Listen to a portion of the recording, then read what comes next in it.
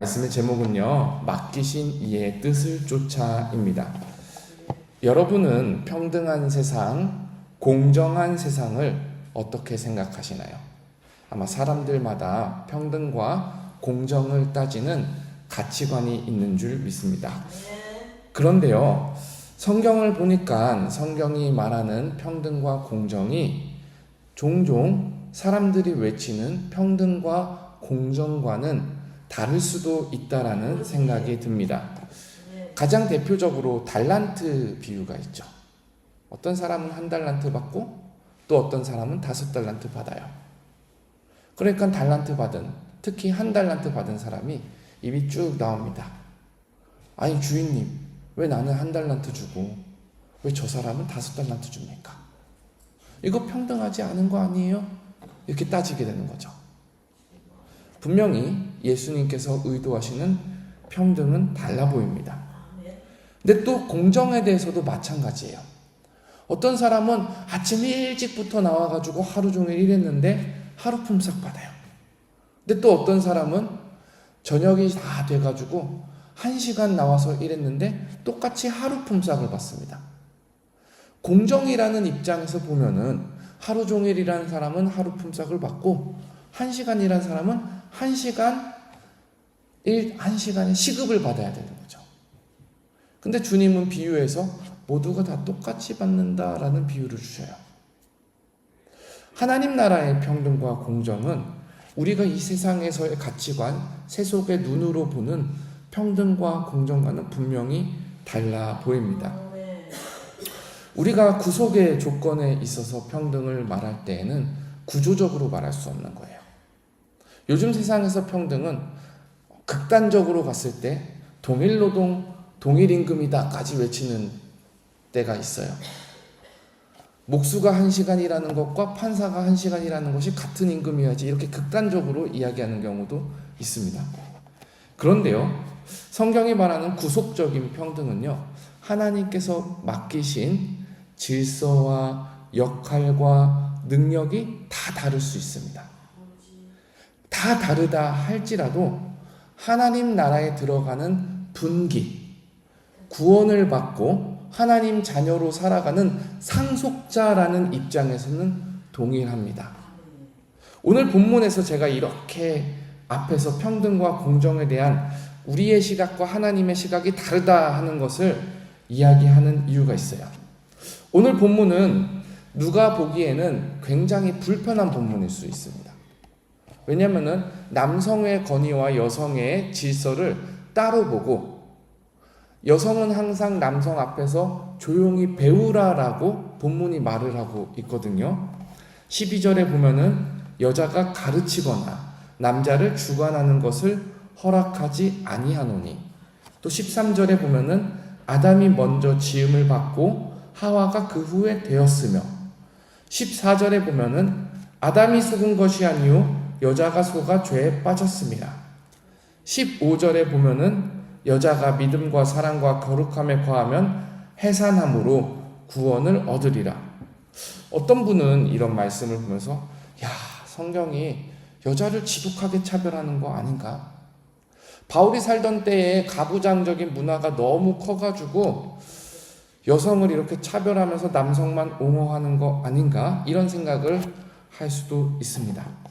그런데 우리는요, 이 세속적인 관점에서 남성과 여성의 위아래를 따지는 것이 아니라 우리의 시선을 우리의 가치 판단 기준에서 성경을 따지는 것이 아니라 먼저 하나님께서 맡기신 그 질서를 보고 하나님께서 이 질서를 우리에게 주신 의미를 생각하면서 이 성경을 읽어나갈 때 왜 저 사람은 저만큼 주고 나는 이만큼 줬어라는 불평이 나오기보다 모두가 합력하여 하나님의 나라와 구원을 같이 이루어 나아간다라는 하나님의 깊은 뜻을 이해할 수 있을 줄 믿습니다.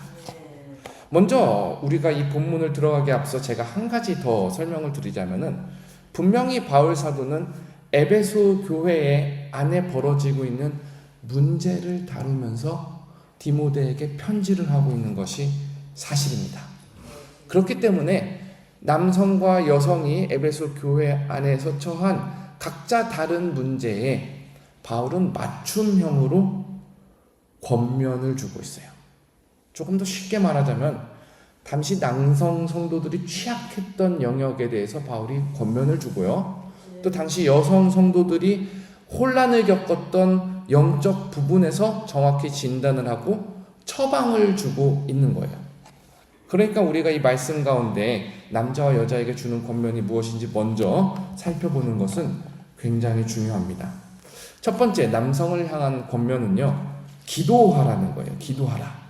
우리 2장 8절을 함께 읽어보겠습니다. 시작.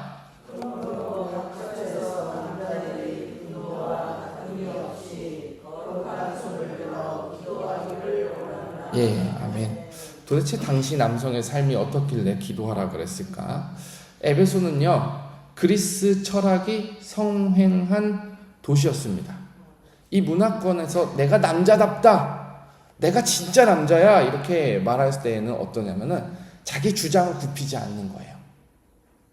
내 주장이 틀렸든 맞든 상관없이 나를 과시하면서 내 주장을 스스로 변론하고 말다툼해가지고 이겨가지고 끝까지 논쟁에서 지지 않으면 내가 정말 남자다운 사람이 되는 것이 바로 이 문화권에서의 남성이었습니다.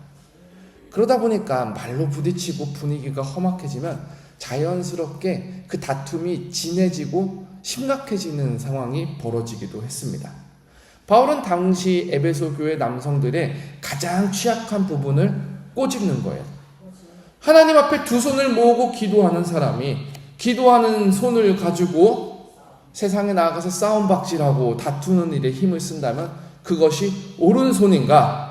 우리나라 말에 왜 한 입 가지고 두 말 하지 말라라는 표현이 있잖아요.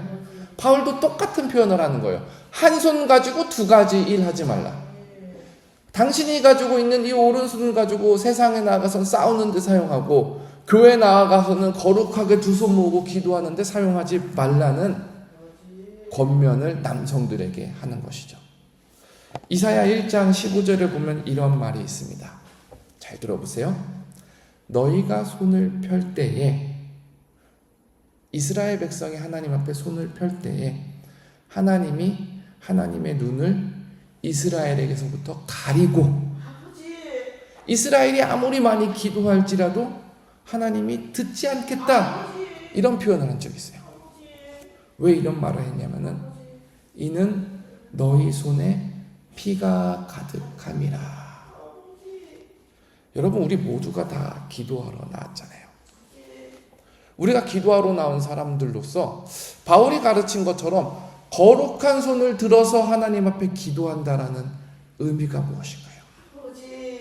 하나님 보시기에 내가 손을 들어 하나님 앞에 이렇게 기도할 때에 하나님이 내 손바닥을 보시기에 내 손바닥에 누군가의 억울함이 묻어있는, 피눈물이 묻어있는가? 하나님 그거를 먼저 보신다는 거예요. 내가 주여 주여 하면서 부르짖는 그 기도 가운데 정말로 내 삶 속에서는 주님을 부르짖는, 주님 앞에 경외하고 겸손한 그 삶의 모습이 담겨 있는가? 경건의 생활은요, 우리 경건의 언어와 경건의 행동과 경건의 마음이 우리 삶 속에서 드러날 때에 참된 경건으로 하나님께 올라가는 것입니다. 사랑하는 여러분, 우리가 하나님 앞에 오늘 기도할 때에 우리가 정말 이렇게 드는 손이 거룩한 손이 되기를 주님의 이름으로 축복합니다.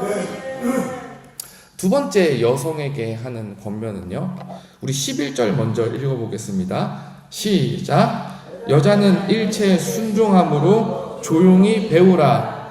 남자에게는 기도하라는 것을 가르쳤는데 바울이 이번에는 여성에게는 배우라라는 말을 먼저 가르칩니다.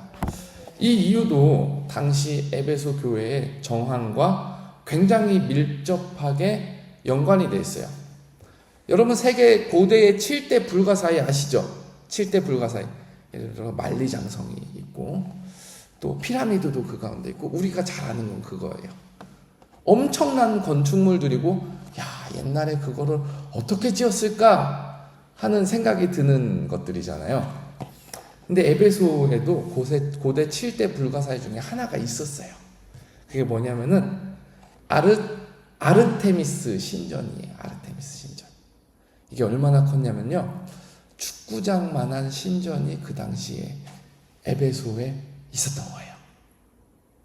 그러니까 에베소 동네에 사는 사람들은 누구도 그 신전을 모르는 사람이 없어요. 그리고 그 누구도 그 신전에 왔다 갔다 하지 않는 사람이 없어요.